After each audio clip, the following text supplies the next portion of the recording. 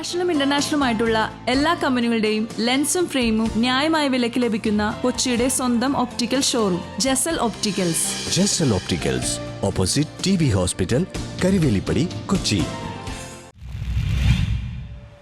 The complete art കൊച്ചിയുടെ കലാപ്രദർശനം 1 Another 3 fort കൊച്ചിയിൽ ആരംഭിച്ചു. ദി കംപ്ലീറ്റ് ആർട്ട് കൊച്ചി സംഘടിപ്പിക്കുന്ന കലാപ്രദർശനം 1 Another 3 ഫോർട്ട് കൊച്ചി ലോട്ടൺ എക്സിബിഷൻ ഹാളിൽ ആരംഭിച്ചു. മുതിർന്ന മാധ്യമ പ്രവർത്തകൻ സേവ്യർ രാജു ഉദ്ഘാടനം ചെയ്തു.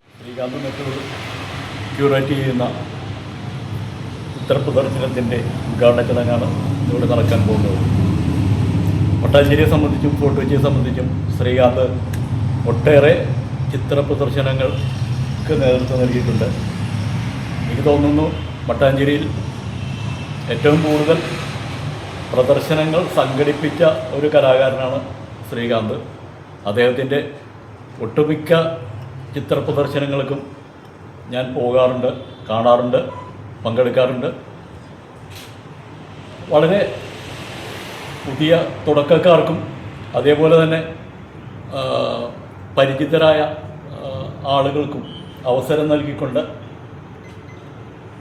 കൂടുതൽ ആളുകളിലേക്ക് ചിത്രങ്ങൾ എത്തിക്കുക, കൂടുതൽ ആളുകൾക്ക് ചിത്രങ്ങൾ കാണാനുള്ള അവസരം ഒരുക്കുക എന്നുള്ള ഒരു ലക്ഷ്യത്തോടു കൂടിയാണ് അന്ന് ശ്രീകാന്ത് നെറ്റൂർ ക്യൂറേറ്റ് ചെയ്യുന്ന എക്സിബിഷനിൽ Avinash Mathew, Unnikrishnan, Srisailam, Usha R, Ambili, Suresh Koothuparambu, Raveendranath Balakrishnan, Saju Ayyampilly, Raju Sivaraman, Binuraj Kalapeedam, Raghu Menon VN, Shyam Joseph, Shyam Mohan, Shindara, Reji Narayanan, Biju Mon, M Hussain, Udayan Vadakkal, ഫോറിൻഡോ Deepthi, Gireesan Bhattathiripad, P Sheela, Francis Kodankandath, Shirley Joseph Chalissery, Lali Roshan, Shibu Alappuzha, Prayag Ezhuthakam, Swetha Suresh, Jameela M Devan, Reghunath VR, Sasthra Sharman, Jiji Paul, George Kalayil, Vinod Bhaskaran, Radhika Rani, Roshan Kuttungal, Sujith Abraham, Bella, Suresh Madathil, Jimin Raj, Prajeesh U, doctor Joji Pallathala എന്നീ ആർട്ടിസ്റ്റുകളാണ് പങ്കെടുക്കുന്നത്. ഗാലറി സമയം രാവിലെ 10 മുതൽ വൈകിട്ട് 6 വരെയാണ്. പ്രദർശനം ഡിസംബർ 23 സമാപിക്കും.